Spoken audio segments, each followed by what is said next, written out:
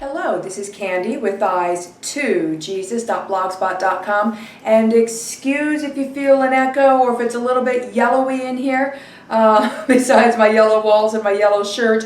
I am filming in the dining room today. There's too much going on elsewhere in the house, so this is my backup filming area. But I was going to go ahead and continue on my Bible study and bring up the next chapter of Isaiah today, but this is a good time to go ahead and do my monthly planner tour since we're in the month of August, and I didn't want my monthly planner tour to go on too long like last month, where the month was pretty much halfway over before I was able to get around to doing my monthly planner tour. So let's get into this, and I am loving my planner setup, very happy with it. If you watched last month's planner video, then recall I said how, of course, my dividers and everything were getting kind of ratty, which they always do by July. So I didn't make new dividers. I'm just probably going to do that when I make my 2023 planner. I just ran my dividers back to my laminator, which smoothed them out and made them look new again. So, that's a good little trick. If you have laminated dividers that you made or that you've purchased, if you have a laminator, when they start looking ratty, if you just run them through your laminator again, that can help and smooth them out and may even make them look new again. Mine look fairly good again, so they're no longer ratty looking. But what I do is in July, that's when I go over all of the pages in my planner and I update them on my computer, things that I've written in and changed and tweaked or added. And then I reprint out my pages and then cut them, punch them, and put them in. So I have fresh pages. I don't have scribbles and things written over my pages like what slowly happens through the year. And also that's when I set up and print out our new homeschool pages in my homeschool section for the new homeschool year. So here is my August planner setup. I am in this beauty. I am loving this a lot. I love how the leather feels. It feels very luxurious. I am very much loving the color. This is called the olive color or the olive green color by Moterm. And I've had this planner for a while. I got this planner shortly after they first released the olive colors. It's when they originally released the olive and the burnt orange colors. And I love this color. I think it's unique. It's a color you don't see very often in planners. It also kind of reminds me of my childhood. There was a lot of avocado color around, and this olive color is kind of avocado-like. So yes, I'm in this, and this is a personal size ring planner. This is a Moterm Personal Luxe planner. Now, the Personal Luxes by Moterms, they come with 30mm rings, and I removed the 30mm rings. All Moterm planners have removable and replaceable rings. You just need a flathead screwdriver. So I removed the 30mm rings and I replaced them with gold 1¼ rings that I had from Franklin Covey. And 1¼ is just a hair bigger than 30mm, but it does make a difference. And then plus, most of the Franklin Covey rings have this on both sides, the open and close mechanism, as for the Moterm rings don't. They just have a little ledge, and I much prefer these. They're easier to grab for opening and closing my rings, because you should never open and close your rings by pulling on the rings themselves. You should always use the end mechanisms to do so, or you can damage your rings. So yeah, 1¼ rings, gold, and I put them inside of my Personal Luxe olive green Moterm planner. So let's get into this, and I'm going to show you this beauty. I am extremely happy with it. So first of all, inside the front pocket. So I have in the zipper pockets where I keep some change. In the side pocket, I only have a little journaling card right now. I don't keep much in there because things can fall out. So I just kind of slip little doodads in there. And then these pockets here are just all decorative. I don't need so many pockets. So I just have a journaling card and some other journaling cards and then a little ollie clip there. And then this secretarial flap here, I keep a little bit of spending cash back there. And then on the beautiful leather fly leaf that comes with Moterms, and the Luxes have a pen loop on it, so that when you use a fly leaf you have 2 pen loops. So I have, in this pen loop is my secondary pen, which is a ballpoint pen, and then I'm right-handed, so I keep my main pen in the back pen loop so that I can grab it from the right. But yeah, so I have my pen here, I have my extra ollie clip, and then the pockets in here are also decorative. I don't really need them, but it's fun to have. I just have a journaling card and then a magnetic bookmark here. This is an old one from Hobby Lobby. I think it's Happy Planner from years ago. All right, so now my front page also is my front page lifter. It says Think Big. And this is Michael's recollection from years ago, and this was one of their dividers that came in their recollection planners. I just cut off the tab, and I'm using this as a front page lifter. And then after that, we have this folder. It says Work Hard, and this is from Hobby Lobby in their planner section, I think Agenda 52. And I do have something in here right now. I just have a gas card for fueling up. My husband's work is awesome. They've been giving out gas cards, which has been very helpful. So yeah, so that's what I keep in here. I also, if I have temporary things that when I'm running errands that I need to grab really quick, a lot of times they go in this front pocket too. So it's pretty handy for that. Okay, and then after that we have current family photo. And this was taken on Thanksgiving. We like to, whenever possible, to take family photos every Thanksgiving. And on the other side of that is a current couples photo of my husband and I. This was taken on my husband's birthday this year. And on this photo page, and this is just laminated scrapbook paper I put these photos on with double-sided sticky tape, I have a top tab. Now, this top tab is there because on the other side of my photo page is my running grocery list. So I have this top tab, I can grab it and flip past it fast, and it brings me to a running grocery list. So I just keep several sheets of filler paper up here, and when I run low or out of something, I just pop it on this list. So yeah, just several sheets of filler paper right up front here. And then this is also then the day before I'm going to get my groceries, I will write out my grocery list fresh on one of these sheets of paper, and I'll try to write it in the order of the aisles of the store of which I shop. And then when I get to the store, I just need to take out my planner, open it up, grab that top tab and flip, and it'll bring me to my grocery list for the day. Okay, so then after that we come to my 6 main homemade dividers. And yeah, I made these, and like I said, they were getting ratty. I just ran them through my laminator again, and now they're good as new. And so my first homemade divider is labeled Home, and it looks like this. And this is my homemaking section. Okay, so going inside here, the very first page is labeled Daily Tasks. And this is mostly like my cleaning chores, but it's also got the days designated for paying bills and doing the budget and stuff like that. So those are my daily tasks. And on the other side of that is my children's chores, and that's where I keep a table of their cleaning chores. And then I have a pocket, and it's just one of those budget pockets that opens on the side, and I have a little bit of money in there. That's for money that I pay out to my kids for when they do paid chores. And then on the other side of that, I have a sheet of paper. This one is fresh. I just keep a sheet of filler paper in there where I track my children's chores, and I track how much money I owe them. And then every Saturday is their pay day, where they get paid for their paid chores from this envelope. So then after that, I have my children's table chores. And right now the boxes are just yes or no, because I just have them doing, if it's their day to do table chores, then they do all of the table chores for that day. They will do all of the dishes, the trash, the wiping down, handling leftovers, etc. And then when it says no on the chart, that means they don't have any table chores that day, and they can take that day off from table chores. And then after that, I have my deep cleaning and organization projects. And I try to get to these, I'd like to get to these at least 4 times a week, but right now I'm averaging out about twice a week, which is still fine. I'd like to hit them at least once a week. And some projects on here take more than one session, so I might be on the same project for up to a week or two before I move on to the next project. But instead of spring cleaning, I have my list of deep cleaning and organization. So I have some things on here that reoccur regularly after every so many entries, such as cleaning the cars or cleaning out the box that I keep all my contact lens and supplies in. And then there's other things that don't appear as often, like I don't need to organize my laundry room more than once a year, so that's only on the list once. And then I don't need to organize my desk and planners more than twice a year, so that's just on here a couple of times. So I just run through this list.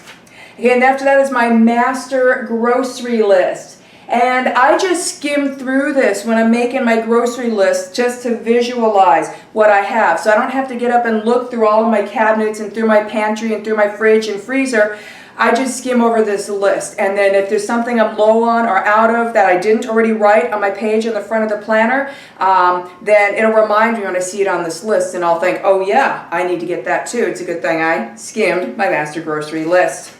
Okay, and then I have breakfast ideas, and I have lunch ideas, and then after that I have supper ideas. And so those are rotating meals that we have for breakfast, lunch, and supper, and I also have written there suggested sides that go along with each main meal. And then what I do after that, I have like this hair bugging me.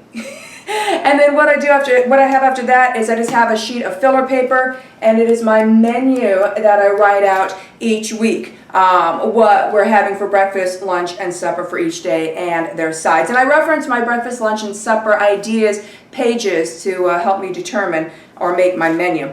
So then after that, I have my Thanksgiving and New Year's menus, because those are usually holidays that I do host at my house. Usually everybody comes here for those. And those change every few years here and there. Okay, and then after that, I have a little stick-on side tab, and it's on a page that says Table of Contents. So the rest of my homemaking section is my recipes. Now, some of my recipes are in my head because they're really simple. Some of them I rarely ever use, so I just go to my recipe books for them. And some of them are recipes I use regularly but aren't necessarily in my head, and those are the recipes I keep in here. And I have a table of contents because these recipe pages are numbered. And the table of contents is just to the sections of my recipes. And then each section, the recipes are in alphabetical order. So my sections that I use that work for me is I have quick go-tos, breads and breakfasts, main meals, sides, baking, and special. So for example, let's say I wanted to make white chicken chili. So then white chicken chili, I know that that's in my main meal section. So I see in my table of contents, my main meals start on page 9. I would then flip to page 9, and then I would just flip through the pages until I got to the W's, and I'd find white chicken chili. So yeah, and I just have this little stick-on side tab there that helps me turn to my recipes quickly. And the rest of my homemaking section are recipes. So that brings me to my next homemade divider, which is labeled School, and it looks like this. And I am a homeschooling mother of 4. 3 of my children are adults and graduated, and they were homeschooled all the way through. I am down to homeschooling my last and youngest child, and this year she is starting in this new school year as 11th grade. We homeschool year-round, Monday through Thursday, with little to no homeschool on Friday, and we take the month of July off. And then July is when I work on my planner and when I set up and get everything ready for the next homeschool year. So here we are in August, and we're starting into the new academic homeschool year. And yeah, this is wild. It's been years, and now I'm down to homeschooling just one. So now my homeschool section is just for 1 kid, as to where for many years it was for 4. So let's go through my homeschool section. I will flip through first and give you an overview, and then every August I like to get into a bit more detail in my homeschooling section. So after we flip through and go through the overview, we'll go back through some pages and I'll give you a little bit more detail. And also, as a side note, in case you don't regularly watch me, I homeschool my children via the Trivium method, and that goes with the natural stages of brain development. So if you're looking for homeschool methods, I personally would suggest the Trivium method. So the first page of my homeschool section is my homeschool schedule. So that shows Monday through Thursday what we're doing when. And then the next 2 pages after that is course of study, or the curriculum chart, showing what I am teaching for the current school year. After that is her reading list for 11th grade. And I always make the reading list longer than I think they can read for the year, so that any unread books I just carry over to the next year and then add to that. And then after that are copy work assignments, and that's just a list of various copy work things. And then we have my lesson planning, my version of it. So we have our school work for Monday, Tuesday, and Wednesday, and Thursday, and then a page for notes. So flipping back to the beginning of my homeschool section, you saw my first page was homeschool schedule. If I flip past that, the core, when I'm setting up my homeschool section, is my course of study, which are these 2 pages, the curriculum chart. So when I'm setting up for a homeschool year, I start with my course of study chart, and I have 3 columns in it. So of these 3 columns, I have subject, when, and then books and info. Those are the 3 columns. What subject are we teaching? When are we teaching it? Books and info. Now, when is what days, not what time of day. What time of day for each day is on my homeschool schedule, which is the first page. So, for example, so the first thing I do is, well, I'd list out what subjects are we teaching this year. First, you always have to review your state's homeschool laws to see what are the mandatory subjects you legally have to teach your child or children. And then after that, you look at, okay, now here's the other things that I want to add in there. Now, we're Christians, so we have, and we're not churchianity Christians, we're scriptural Christians. So we have, in addition to the mandatory and the electives we've selected, we also teach Bible, we have 2 devotionals a day, and apologetics. So you get to add in your family culture and add in what are some things that you want your children to learn. Like all of my children, for example, have learned basic HTML, just because I think that's a handy thing to know. All right, so for example, underneath subjects, we have Bible, devotional, we have grammar, writing, spelling, copy work, cursive, math, science, history, geography, etc., Latin, logic, apologetics, reading, literature, music and art, family read aloud, and then we have extra things like swimming, skating, volleyball, government, automotive mechanics, computers, electronics, programming, etc. And so those electives are either classes that she goes to or classes that my husband teaches. So that's the subjects that we're doing this year. So then under the next column is when. So some of them are daily, like for example, Bible and math. Well, that's daily. Now Bible is 7 days a week, so that's that daily. But otherwise daily, like daily for math, that's Monday through Thursday. Okay, and then we have, for example, science is Tuesdays and Thursdays, and then we have history, which is Mondays and Wednesdays. So that's the when.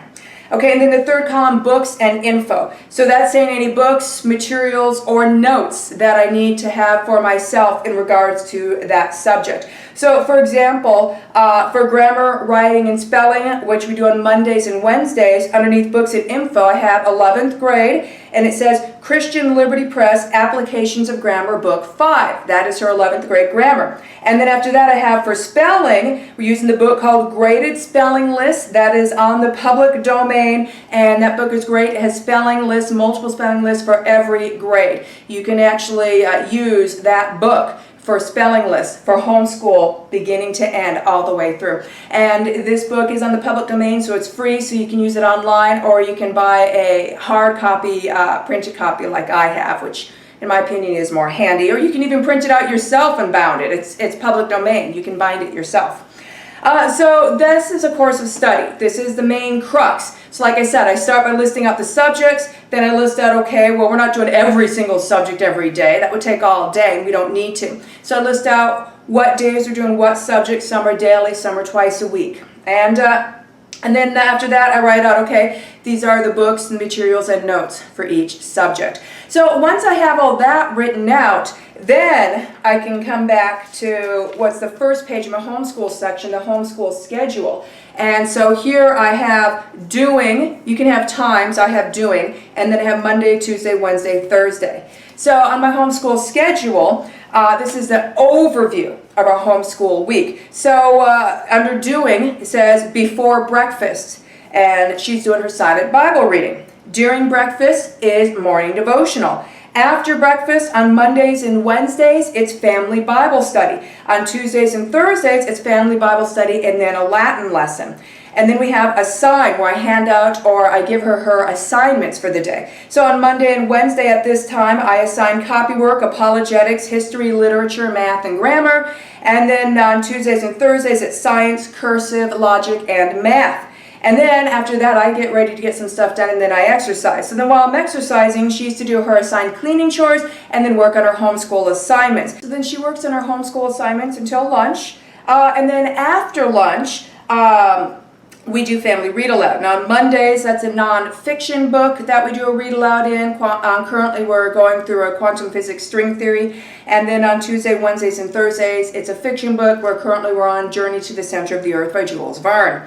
And then afternoon school, we have teenage driving practice. Then we also take a break and do some table chores and cleanup around the house. And then silent reading, and then PT, that's physical training. And then there's grading and corrections, and then homeschool preps, preparing for the next day or the next weeks of homeschool. Okay, and then during supper, that's when we do our evening devotional. And then after supper, we have optional evening lessons. It could be classes, it could be volleyball, skating, swimming, or classes with Dad. So that's the homeschool schedule with the week overview, which I build up after I've set up the core, which is a course of study or the curriculum.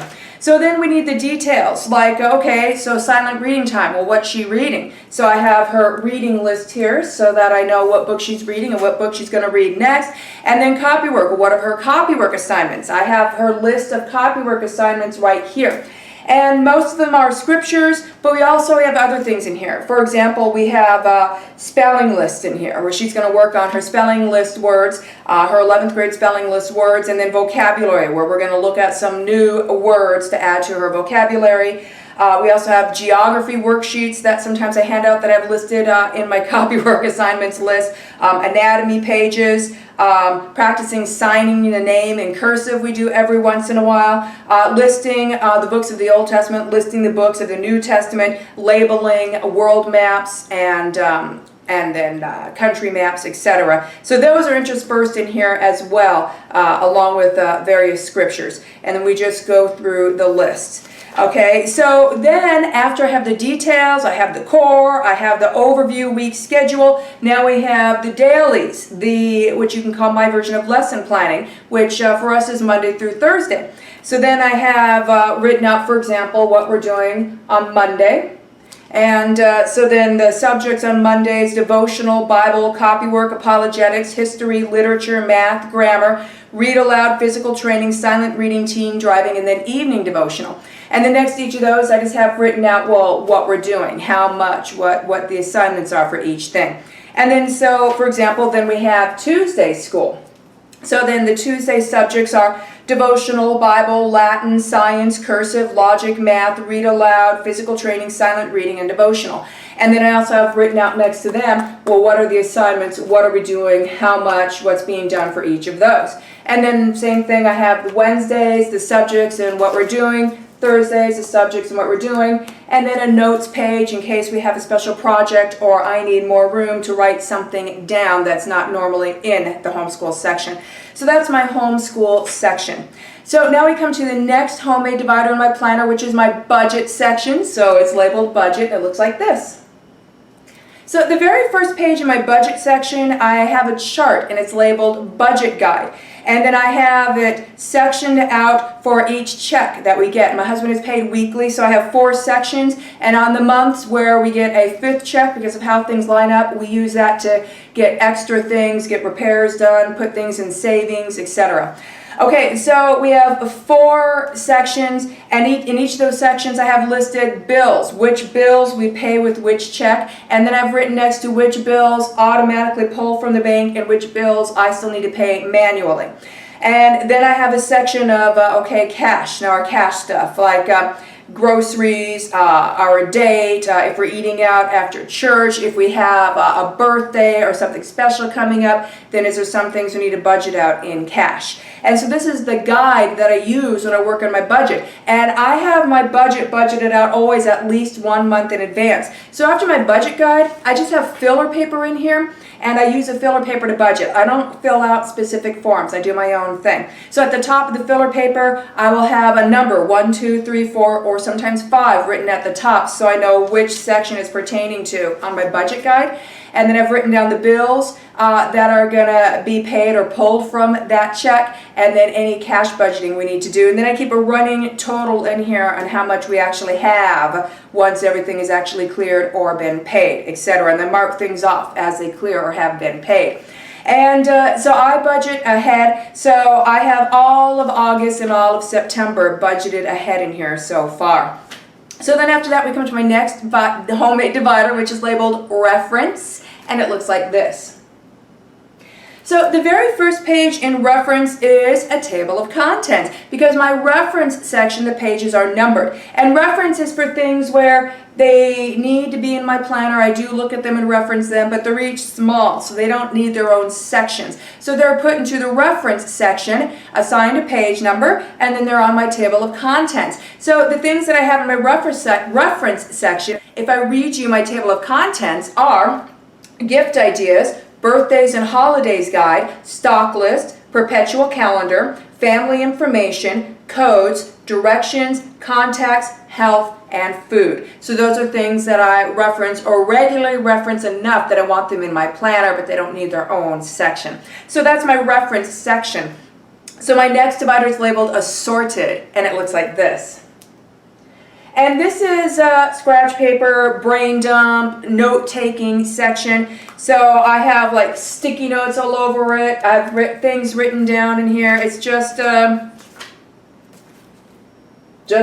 scratch paper, chicken scratch, brain dump, things I'm trying to figure out a workout, and they don't need their own section yet. And every once in a while I go through this section and throw away what is no longer needed, or I go through and I might find something and go, ooh, this needs to be added to this section, or this needs to be put into the reference section and assigned a page number and written in a table of contents, etc.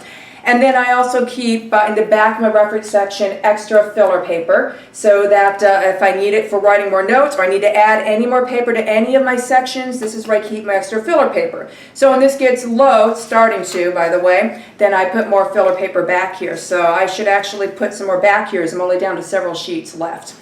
So my last homemade divider is labeled planning, and it looks like this.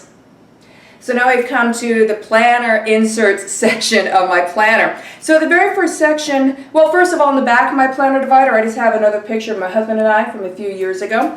And then the very first page is a yearly overview, and this is a Filofax year overview. So the front page is of 2022, and then behind it shows 2021 and 2023. And then after that I have month on 2 pages in here for the whole year of 2022, and they are tabbed, which I very much appreciate. And I am using, for 2022, my month on 2 pages I have been using all year is by Franklin Covey. It's their compact size sandstone month on 2 pages. Now, Franklin Covey compact size will fit inside personal rings. The holes line up. It's the same length of page, but the pages are wider. It's not as wide as personal wide, but it is wider than personal size, and it is slightly wider than Michael's recollection size, which is also wider than personal size. So I just took these pages, I cut off the holes and made them personal size, and then re-punched them and put them in, and they work just fine for me. Now, there will be hole punches in some of your calendar squares. So if that bothers you, then you should probably get a personal size month on 2 pages and not trim down to Franklin Covey compact size. But I started out the year in a Franklin Covey compact size, and then when I switched to personal size, I was willing to switch to personal size daily inserts, but I didn't want to change up my month, so I just trimmed down the compact size to personal size, and I'm still using those. So that's why and how I ended up with that, and it's working fine. I have no problems with it. So this is the month of August, so I flipped to August, and this is my month on 2 pages for August. So let me flip over to September, which is more blank, so you can see more of what they look like. So there you go, month on 2 pages. And then I work for my daily, I'm on day on 2 pages, and I keep 1 month at a time of day on 2 pages in here. So a few days ago, as July ended, I took out my July day on 2 page inserts, and then I put in behind my August calendar my August day on 2 page inserts. And the day on 2 pages that I'm using are by At a Glance. And with At a Glance, the size is called Portable or Size 3. And Portable or Size 3 is the exact same size as personal size. The page dimensions are the same, the holes are in the same place, so they're all interchangeable. And At a Glance inserts are really cheap, but the paper quality is not bad. I have no problem. I don't personally notice a difference between the paper quality of At a Glance, Daytimer, and Franklin Covey. They're all seeming same enough to me, not enough for me to notice anything. So here is today, my page 1 of today. I have my page finder, I have my master schedule, and then I have page 2. So my page finder, I believe this is a Moterm page finder, if I recall. I'm not sure. I've had this for a few years. I like it because it's kind of clear, but it's not super thin. It sticks out a bit at the top and the bottom, and it has both inches and centimeters on it. And I actually do use a ruler on this. So, and it stays in the rings securely. As for the Franklin Covey page finders, they pop out of my rings. It's a bit too loose in there for me. And then after that, I have my laminated master schedule. And it's the same on both the front and the back. And this is just my schedule that I follow each day. And then, of course, more loosely on the weekends. And let me turn to blank day on 2 pages so you can see what they look like. So yeah, At a Glance. So you have this column. This is where you put down your to-dos and your tasks. It has a little bullet legend up here if you want to use it for marking things off. Then you have where you can write your schedule or your appointments, your timed things. And then this page over here is notes. And there's also a little expense tracker down there. I don't generally, sometimes use it to track expenses. Sometimes it's health. It's whatever I'm tracking down here. A lot of times it is expenses, but there's a little tracker down here. So you have your to-dos, tracker, your timed stuff, and then notes. And then the notes pages is where I write down our meals for that day, the children's chores, my specific cleaning chores, and that's also where if I have something on my to-do list that's kind of daunting, then I'll break it down into smaller steps on my notes page. It's also where I write down quick addresses, phone numbers, email addresses, things like that. Or if there's something I need to go through or information that I don't have time to put in the proper place in my planner, then I'll put an asterisk by it and write it out quickly on my notes page, and then I'll come to my to-do list, and then I'll put a little to-do on there saying see notes. And so then when I'm going over my planner that night, when I'm getting ready to set up for the next day, I'll see, oh, there's something that's not checked off yet in my to-do list, and it'll say see notes. And I'll say, oh, okay. So I turn to the note, I'll see the thing written, and then I'll take the few minutes that's required to just add that to wherever in my planner it's supposed to be, whether it's an event to put on the calendar, or if it's something that I need to work out or figure out that's going to take 5 or 10 minutes, whatever. So the day on 2 pages, it works great for me. I've been on day on 2 pages for years, and it's very helpful. So if I flip past all these calendar pages, we come to my back matter. So the very first page of my back matter, it's just a sheet of just filler paper, and I have hole reinforcement stickers on the holes because this paper is going to last me the whole year. And I just wrote on the top of it, Future Planning 2023 Plus. And I already have several things written on here, stuff that's coming up next year and beyond. And this is also where I write down, like when tags expire on the cars for the next year or whatnot, I write that down here. And so then when I'm setting up for my next year's planner, which I'm doing during December, I'll be starting to set up for 2023, I'll be referencing this page and writing these things down on the 2023 yearly calendar, and anything on here that's beyond 2023, I'll put on my Future Planning 2024 Plus page. So this page stays with me the whole year. And then after that, I have a clear zip envelope, and I just have some things in here. This little extra cards, certain receipts, and then on the back of it, I have appointment cards, and I have them facing out so I can see them through the clear pocket, and it's always whatever the next appointment is, and for whoever it is. that's the appointment card that shows through. And all of these appointments, of course, are also written down on my monthly calendars, but I like to have them here as well. And then I have a top-loading clear pocket, and it's nice. It has a little flap that folds over the top so stuff can't slide out, and I just keep some various things and papers in there. And then after that, I have my Franklin Covey back page lifter and just reoccurring labels of some things that sometimes I need to stick on my master schedule when certain things need to be altered. Or for example, if I prepared, pre-prepped something in my crock pot and stuck it in the fridge, and then the next day I need to get it going in the morning, like I did a corned beef brisket the other day, then I will put one of these labels under it that says crock pot on the top of the morning routine section of my master schedule, so that the next morning I will see that, it'll jump out at me and I'll remember, ooh, I need to go get the crock pot going. So then I'll go to the garage refrigerator, take out the crock pot that's loaded and ready, just set it up in the kitchen, turn it on, and pop it on low, and it's cooking all day. So my back page lifter keeps things together, but I also keep reoccurring labels there as well, just stuck on there. So then we come to my back pockets. Of course, we have my pen, and I am using the Sharpie S Gel pen. Wow. These are my favorite pens. I mean, ever since I first tried these, I was wowed. They don't skip. They write nice and dark. They write smooth. They're easy to write with. They're comfortable to hold. They're fabulous. Okay, and then in the card slots, I just have various cards. I have some Post-it notes here, Dollar Tree version. And then this top pocket, I just have whole reinforcement stickers, Avery dots, and Avery labels. And then in this little side pocket here, I have my washi card and a few smaller size Post-its. And then in the next side pocket, I just have some deposit and withdrawal tickets for my bank. And then this back secretarial flap, I just have my mission statement that I made years ago. Probably should read it and update it. It's just kind of been hanging with me for a while.